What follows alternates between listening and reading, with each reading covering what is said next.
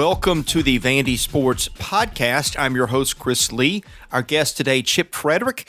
He's a former Vanderbilt pitcher. We will talk Commodore baseball.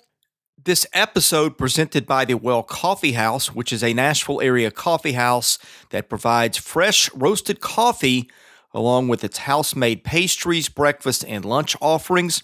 There are 5 locations to serve you in the Nashville area. They are in Brentwood, Green Hills, downtown, Bellevue, and Cool Springs Lifeway. More information can be found at wellcoffeehouse.org.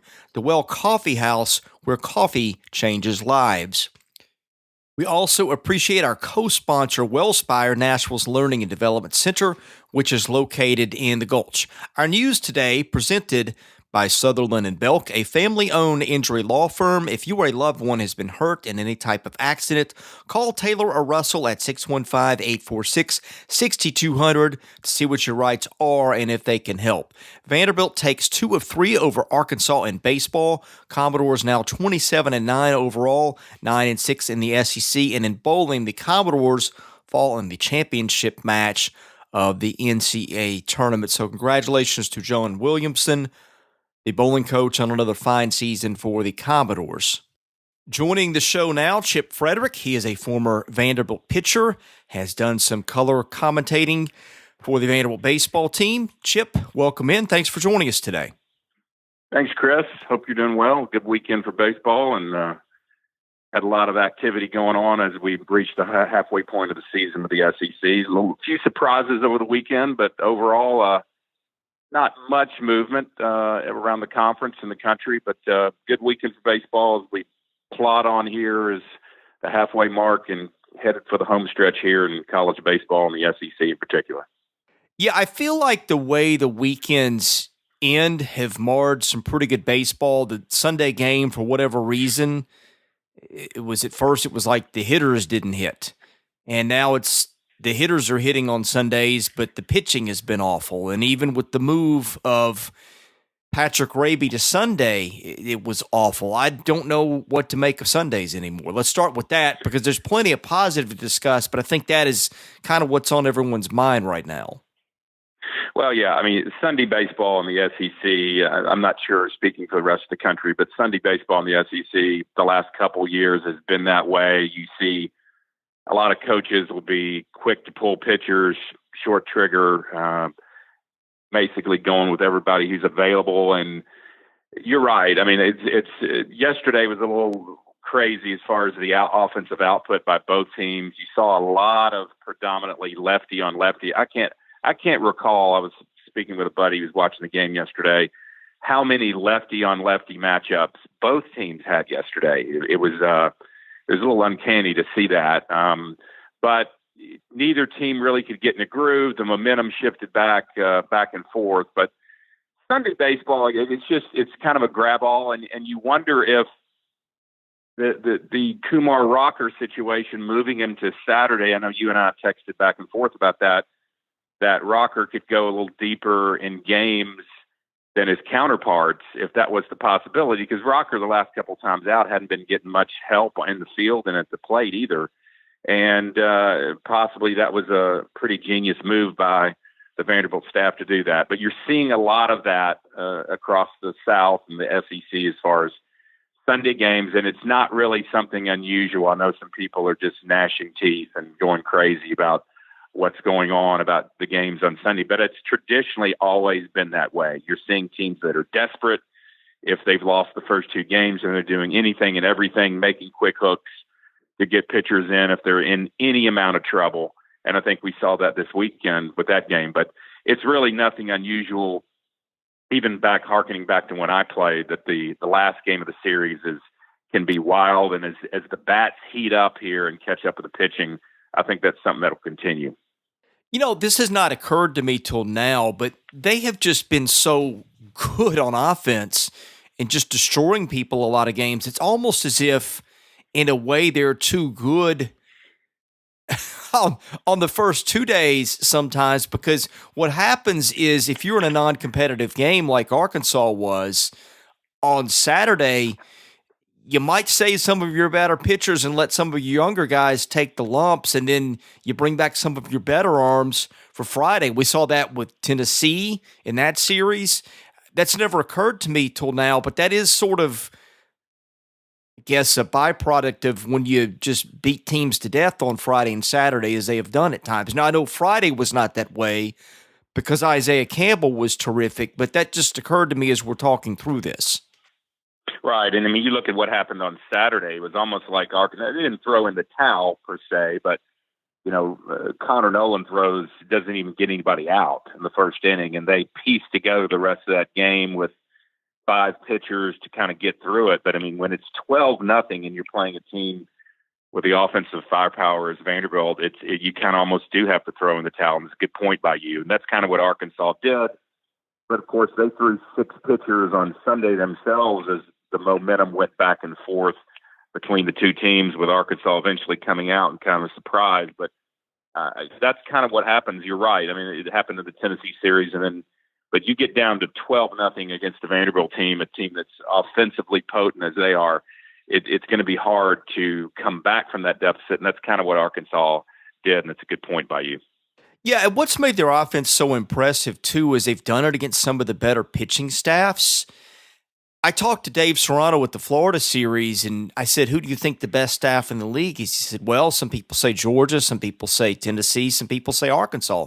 Well, that's who they faced the last 3 weekends. Now, I don't know if that's the right 3 or not, but those were the 3 that came up when I talked to him, and that guy certainly is connected and knows pitching.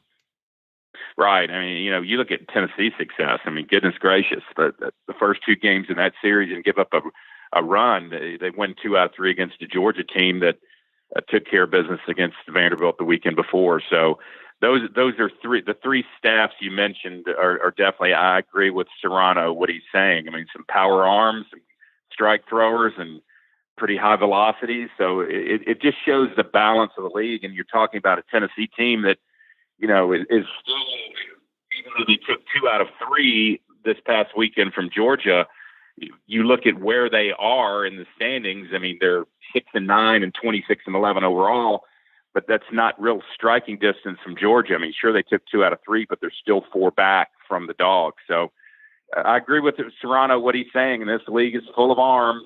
There's no shortage of pitching in this conference, and what we're seeing too, the offensive numbers too, as I just mentioned a minute ago, as the weather heats up, generally in April and May, the batters catch up, and it leads to some pretty offensive, gaudy numbers in some of these games. Well, the SEC is so tough also. Tennessee, I think, is ranked higher in the RPI or close to it than it is in the SEC. Yeah, it's 9th in the RPI, and I think 8th, 9th, somewhere in there in the SEC, 10th maybe. I mean, it's been nuts how deep the league is. Of course, the Pac-12 also is crazy deep with those 4 teams, or I guess 3 teams at the top, UCLA, Stanford, and Oregon State, and then Arizona State is really good too. It's dropped down the RPI, but it really is a crazy year in terms of it's those top 2 leagues and then this massive drop-off to everyone else. Right. UCLA is having a great year at number 1 in the RPI. As you mentioned, that league's a tough. It looks like the SEC and the Pac-12 are the class, and everybody else is catching up. But I agree with your point, Chris. I mean, looking at Tennessee just 6-9 and being 9th, and they're slowly putting together a good year over in Knoxville from where they've been in the past. And you got to give credit. I mean, that staff came in and really went hard at pitching, made it a priority, and they are piecing together a nice little season. Even though they're sub 3 games under 500 in the conference, they've put together 26 wins. And you look at their schedule down the stretch, much like Vanderbilt. We can talk about that in a minute. The Tennessee's schedule is pretty favorable for them in the last half of the conference as far as how that goes, the remaining weekends that come up. Well, and so is Vanderbilt. Vanderbilt plays, I believe, of the 5 remaining series, the 3 worst teams in the league. Then I think Auburn is 10th maybe, and then Missouri is right in the middle of the pack. Missouri actually has got a really good pitching staff, And by the way, speaking of weird things on Sundays, Missouri doesn't have much of an offense, but put 11 on LSU this weekend on Sunday, so there was that. But yeah, the schedule gets really favorable for Vanderbilt. Not that anything in the league is easy, and the Commodores have 3 series on the road and only 2 at home. That is a little bit of a concern because Vanderbilt has not played that well on the road. Of course, at the same time, it's 2 road series. We're against arguably 2 of the best 3 or 4 teams in the league outside of Vanderbilt, so there's that. But it is going to be interesting to see how they perform at Alabama because Alabama's been pretty competitive, and that's a really, winning on the road in the league, and sorry for rambling here, is tough anytime, but the schedule does get a lot more favorable. Well, I mean, you look at the series that remain, as you mentioned, at Alabama, Auburn home, at South Carolina, Missouri home, at Kentucky. Those teams are currently 27, 47, and 1 overall. And as you mentioned, Alabama and Kentucky being at the bottom of the league, although, you blink and then, Kentucky takes 2 of 3 from Ole Miss and Oxford this weekend, taking a doubleheader yesterday, which is a bit unexpected. So that I'm not putting a whole lot of merit and saying it's going to be a cakewalk at all, but aligning itself, we've talked earlier in the first podcast, I think, Vanderbilt, without having to play LSU, Mississippi State, and Ole Miss, running the gauntlet there as far as West teams. They did catch a break there, and then they pretty much, as far as the heavyweights, as far as the way they stand now, have taken care of those teams as far as playing them. Now, what they can do with this, going on the road in the league is difficult, as you mentioned. Alabama's not laying down for anybody. They're competitive. They went to Mississippi State this weekend, lost 2 of 3, but teams can turn things around quickly in this league, and the momentum swings that happen. We saw that yesterday with, Arkansas losing the first 2, and you think that they're down in the dumps and not feeling good, what the road trip's going to be like to Fayetteville on the way home, and then they miraculously come back with that effort in the top of the 9th. And they came off the field yesterday like they, won a division title. They were, once we've talked about this, it's teams, their emotions and how they approach a weekend. And I know Coach Corbin was pretty upset yesterday after that game. But let's just suppose that Vanderbilt won the first game, lost the second game of the series, and then came back and did what they did Saturday and they did it Sunday. Well, everybody's attitude's just totally different. You come away as a Vanderbilt fan saying, well, we won 2 out of 3 and we beat a team that was the national runner-up last year and we won another series. But instead, there's this feeling, and that's what happens when you get a program that's elevated, that not that the weekend was lost, but it's almost as if, what could have been. And I know Tim was upset yesterday, and he's going to be that way. It's just the way he's built and the way he's wired. But it's just funny how the emotions, if you had Arkansas down at dumps and then they come off the field and you got the pitcher pumping his fist and going stomping his feet, and they don't remember the first 2 games of the season, of the series, where they lost 14-2 in one of them. So interesting the way this game that we love works. Exactly. Recency bias is just really skews a lot of things. But, well, and one more thing before I circle back to on the field, not only does Vanderbilt have the easiest schedule from here on in the league, I think, but also its 3 road series are against the 3 worst teams in the league right now. So, again, the SEC is brutal. I think coming into the weekend, all the teams were RPI top 50 teams, so nothing is easy. But compared to what everybody else is going to get, this is why I think they're probably in the driver's seat to win the league. Right. And one thing that's interesting about the league this year that in following it, that I don't think I've seen this before at this stage of the year, is everybody has at least 20 wins. Now, I know some of the strength of schedule of some of these teams aren't what a Vanderbilt or a LSU, Mississippi State would be.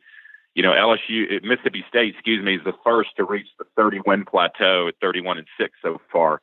But every single team in the conference has at least 20 wins, with Kentucky picking up their 20th yesterday.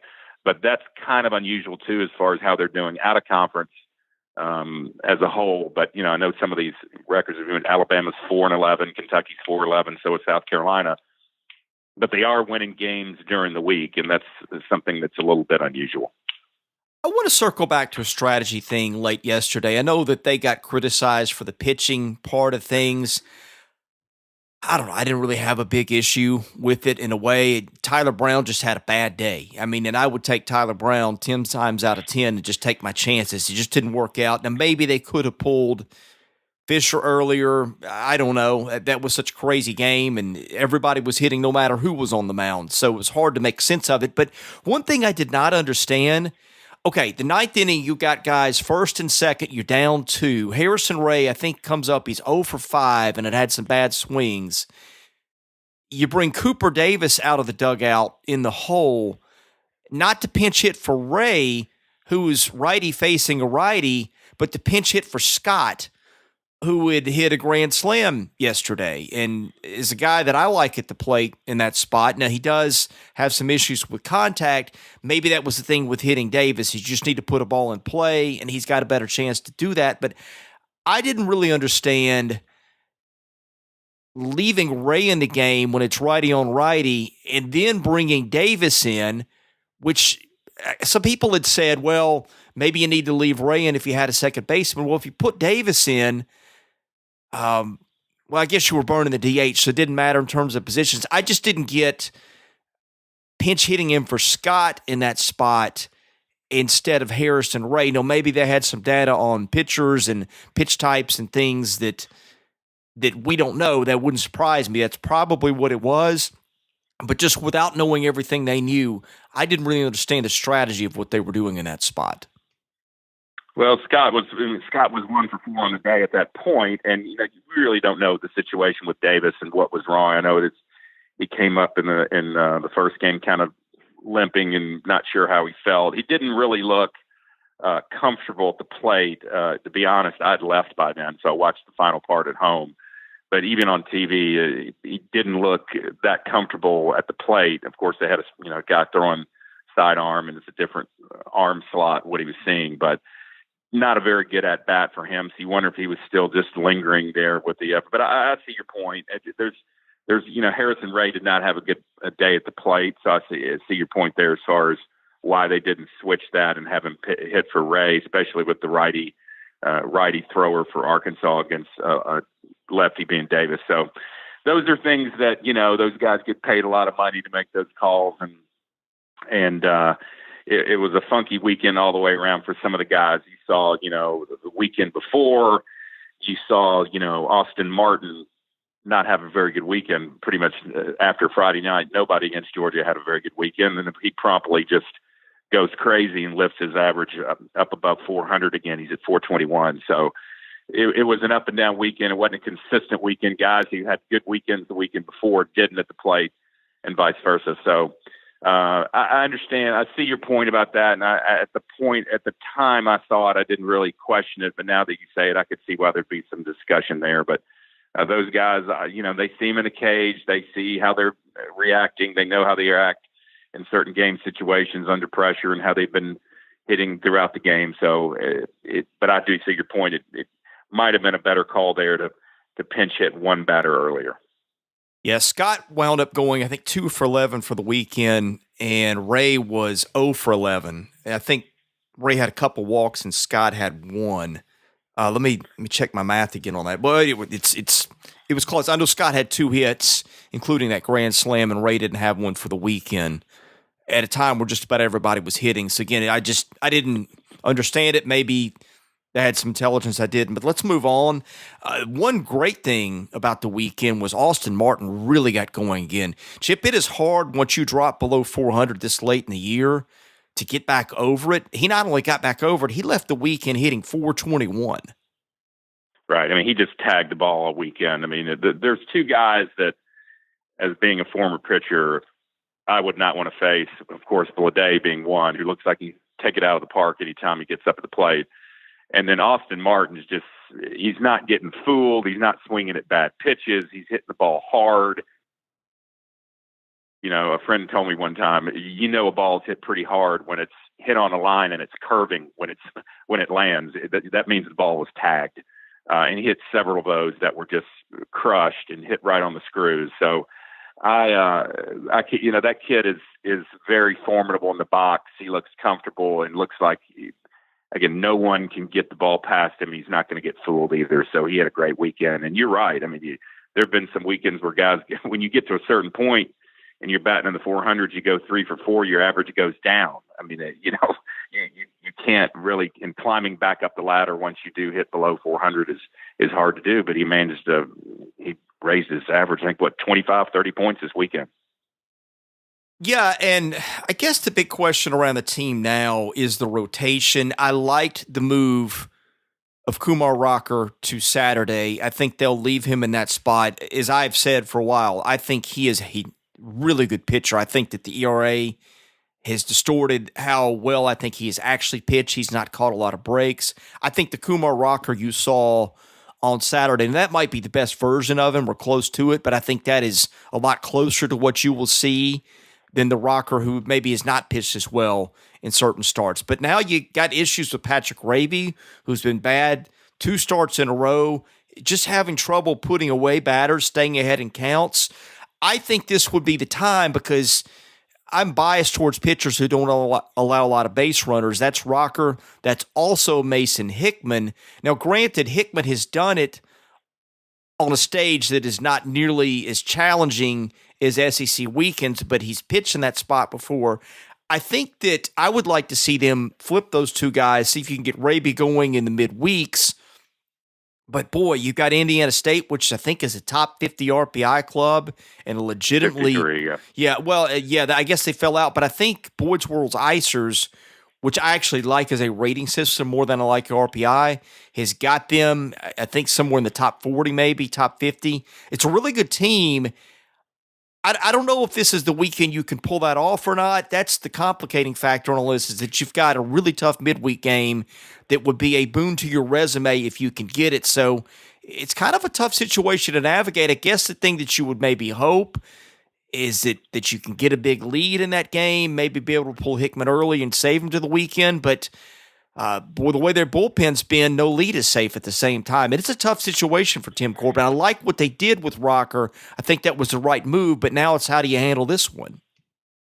Right, and I think it's, with Indiana State rolling in here 27-7, very good baseball team. Traditionally, if Vanderbilt fans don't know anything about it, I mean, that team has been more good than bad over the last 30, 40 years. I mean, they have a very quality program rolling in here. And I don't think you can do it, Chris, because in Raby's situation, he threw too many pitches as far as trying to work him in there. The way the schedule's set up with Raby throwing on Sunday, he's almost burned out until the weekend. You'd almost have to hold him. So the way you would have to do it is, in just general thinking here, is you'd have to pitch someone else against Indiana State if you were going to make the move for Hickman to Sunday and hold Hickman to the weekend and have Raby do mid-relief of somewhat, if you get my point. Because you can't, I think he threw too many pitches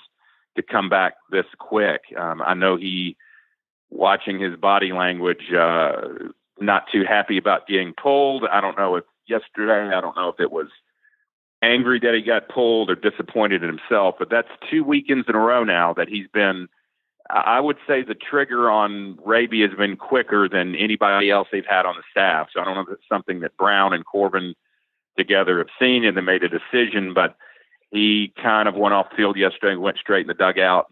And I'm not guessing one of his emotions is he was angry or he was disappointed himself, but I know he was not happy. Why he was not happy, I don't know. But he it's a tough deal when you got a guy in midweek too who's, like you mentioned, not facing the competition, but he's doing really well. And Hickman's pitched on the weekend before. He was a Sunday starter last year, so he could easily go into that role. But I really, as far as Rocker's concerned, the thing that impressed me the most is this: he's very cerebral. It very much like your pitchers that have come through that school and that staff the last couple years. emotionless almost in a sense. He works quickly.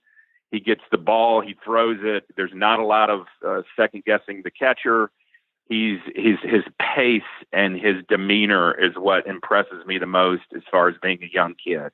He's well beyond his years, I think, as far as his, you see you got pitchers and you got throwers. He's definitely a pitcher. He's great mechanics on the mound. But again, his pace, his mentality when he's pitching, I think, he keeps his guys behind him in the game has been the most impressive. And he just got a lot of poise for a kid who's a freshman who's never pitched in this league. He got thrown in the gauntlet early. They threw him against TCU, his first outing, which is daunting for any freshman.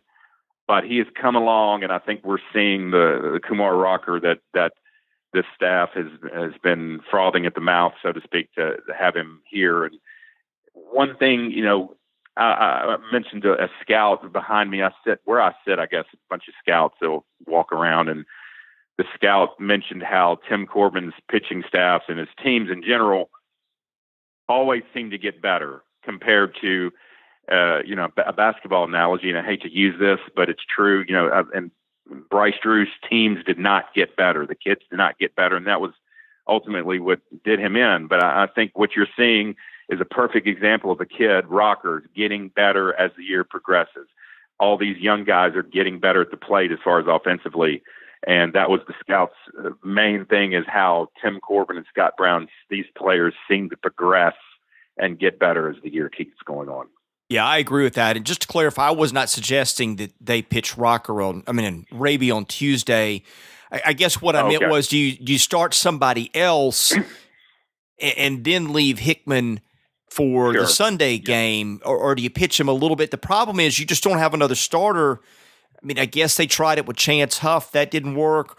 Right now, the bullpen kind of back to having some questions, although it was really good against Georgia. So I don't know what the answer is there either. I know you've got about 5 minutes before you got to go. So I'm going to get us to the mailbag, which is sponsored by Vanderbilt fan Josh Minton, an independent insurance agent operating out of Brentwood, looking for a one-stop shop to take care of your insurance needs. Josh has you covered. Call him today, 615-933-1979. Email him at josh@hqinsurance.com. Follow him at Twitter at Joshua Minton HQ. Or on Facebook at facebook.com/JD Minton HQ. He's my insurance agent. Give him a try. Go to him for a free quote. I think you'll be very pleased. Help out a friend of the podcast and tell him you heard about it here. This one from Chester Copperpot, whose computer seems to be hijacked by a caveman. He simply asks, why bullpen bad? I think it was just a bad weekend, Chris. I don't think this bullpen is if you look at it from 30,000 feet, is necessarily they just had a bad weekend. Look at what Zach King the weekend before and the 2 weekends before that, the back-to-back weekends, pitched really, really well, and then he came in and walked two batters and hit another and got the quick hook. I just think you're going to have that in this league. You had a desperate Arkansas team. Let's just break it down. Game one, you had two guys going at it that were, throwing punches left and right, and Vanderbilt gets that victory in a close contest. The bullpen really wasn't needed in that game. It went Fellows, King, Brown, and Tyler Brown was brilliant. In game two, as far as the bullpen's concerned, it was a whitewash. It was 12-2 victory. And whoever Vanderbilt threw out there, Ethan Smith and Franklin, it didn't need to be good. The game was over with. So really, we're isolating on one game here, game three. And it wasn't very good at all. None of the guys that trotted out there yesterday, Raby, Fisher, Eater, Brown, King, nobody pitched. King's sampling was just a third of an inning. It was just a bad day. So looking at the sample on the weekend, you only had one bad outing by the bullpen, in my opinion, where it mattered, and that was Sunday. Now, if you have a short-term memory problem and you can't get over what happened in Athens, well, yeah, we can take it 2 weekends back to back. But I really think it's not going to be an issue. I think the staff will rebound. I think they're talented. I think it was a very desperate Arkansas team that came in here, had to win a game, didn't want to get swept. and they threw everything they could at this game, and they were okay. I mean, it's a freak of nature that Tyler Brown didn't get hit like that, and he did. And so maybe that's just something out of his system. I don't think it's going to be lingering. I don't think it's going to last. It's just a very tough league that this team is playing in, and it's a very tough college baseball is this day, a lot of parity. You're going to see very few sweeps. And I think we had one. What was the sweep this weekend in the conference? It was Mississippi State, Alabama, I believe. Yeah. And that was in Starkville. Right. So, you're not going to see a whole lot of that sweeps, and teams are going to catch up. I don't think – I think it's a little early to be pushing the panic button on this staff. They could very well go down to Alabama and do really, really well, and it'll be just a distant memory. So to me, knowing the game and being a former pitcher and knowing how the potency of this staff, where it can be, I just think it's too early to start panicking and questioning, the talent level or whether these guys are being coached a certain way or whatever. And I've seen some of that on your board. I think it's just a bit early, Chris, to be doing that. Or the halfway mark. Let's see how these next 2 or 3 series, pan out before we start worrying about regionals and depth and all that. I think this team's setting up the way they're progressing. Rocker's maturing every week. He's going out there. He's solidified himself, I think, for the time being at the 2 spot. And they just got to figure out that 3rd spot. So if you're trying to tell me what I'm worried about, well, let me just finish with this. The 2 things I'm worried about this team, if there's worries in the category of worrying, I worry on the pitching side. I worry about a game 3 starter and trying to get that person cemented in, whoever that would be. Offensively, I'm a bit worried. The only thing that worries me about is if this team ever came up on a dominant lefty pitcher with all the heavy bats that they have from the left side. If this team in a regional, super regional atmosphere, SEC tournament, big game atmosphere, if they came across a dominant lefty who had a 2-3 pitch repertoire, that would worry me a little bit if with all the heavy left-handed bats that we got. But other than that, I think it's a pretty good position to be in where they are, where the schedule follows in for the next couple of weeks to make a run for the regular season title and the SEC tournament and beyond. Last question, I'll get you out here. Dusty Orlean says, are you surprised more younger pitchers haven't gotten more innings, especially with the huge leads we've had in some games? I will preface the question a little bit by saying I wonder what's going on with Austin Becker. We've seen him pitch twice. It's been a month now. Yeah, and what about Jackson Gillis? That's another one. He's not younger, but I think that's a confidence issue. Yeah, Jackson Gillis is a big head scratcher because you watched him, and he was the guy that Brown and Corbin went to in Clemson Regional. He came in against in the Mississippi State Super Regional. Down the stretch, and you just wonder, and I know you said you're not getting much out of those guys as far as injuries, as far as the staff telling you anything about it, but you wonder if he was injured, then why did he pitch an inning against MTSU? If he's injured, you would think they'd shut him down. But he's not getting the innings like he did anywhere like he got last year. But to answer your question, that there's just so many innings for young guys to get in this system with the depth they have, especially with the seniors that came back. And this predominantly has been a pitching staff that had very little seniors, and that's not the case this year. So you got to make your opportunities when you get it. You got to go out there and throw strikes, and you got to be successful if you're going to get called on. And there's something to be said about developing, but look, the question is Jackson Gillis getting pushed out by guys like Eater, and as far as they're just not being recruited over. But when you get number 1 recruiting classes coming in back to back to back, you're going to get guys who are going to get their shot for various reasons to prove themselves. So I would just say it's limited. You just don't throw guys out there. Tim's never been a guy who's just said, all right, well, it's 14-2. I'm going to go pitch the next 3 guys. I'm going to pitch them an inning apiece. He doesn't really do that. You want to get guys some experience, but limited opportunities there as far as guys are concerned. When you get it, you got to take advantage of it. Yeah, I'm going to throw a final parting thought before I throw it to you. to talk about your real estate business and anything else that maybe you wanted to get to in terms of baseball that we didn't. But I've seen enough baseball to know that sometimes great teams can make other great teams look bad, and playing bad teams can make mediocre teams look good. So, again, a lot of it is opposition. I still think this team will be fine. I have some of the same questions that people do with the bullpen, and at the same time, there's still a lot of pieces there, and they've got a long way to go before they get to where it really counts. And I wouldn't just presume that they're not going to get that right. It is a question, but we'll wait and see. Okay, Chip, I know that you've got a real estate business. Again, the floor is yours to talk about that and other thoughts before we go. Sure. Just talk real fast. Our real estate company, Fridrich and Clark Realty, has been around for over 60 years. We got 2 offices, one in Green Hills and one in Brentwood, and over 150 agents. A lot of Vanderbilt ties at our company. The principals of the agency all went to Vanderbilt grads. My late father was a basketball player there in the 50s and played in the first game in Memorial Gym in 1952. Found a video of that, by the way. That's an interesting story in my father's drawer, and shared that with the athletic department. They were thrilled. The first game against Virginia in that gym. But lots of Vanderbilt ties. So we'd love to help you out with our real estate, any real estate needs you might have on the buy or the sell side. It's still a hot time. It's still somewhat of a seller's market, depending on where you are in the Middle Tennessee area.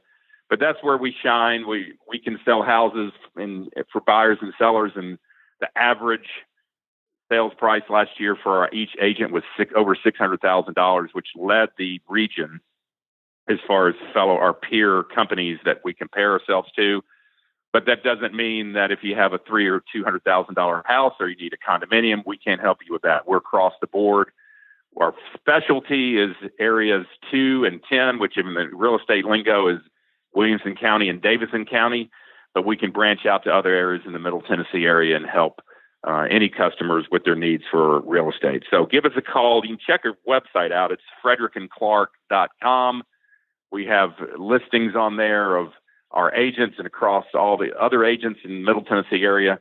Love to help your any buyers or sellers out. Check us out. We can help you with pre-qualifying. We put you together with mortgage people, lenders, with inspectors, you name it. It's kind of one-stop shopping for any real estate needs. So give us a call at 615-327-4800, and we'd love to help out anyone who needs to buy or sell a home. He is Chip Fridrich. I am Chris Lee, the host of the Vandy Sports Podcast. Remember, go to vandysports.com. Take advantage of your free trial. We're giving free access up until August. We have never done that before. See what you were missing in between these podcasts and help our site out with that as well. Okay, thanks for listening. We'll be back with many more episodes of the podcast coming later in the week.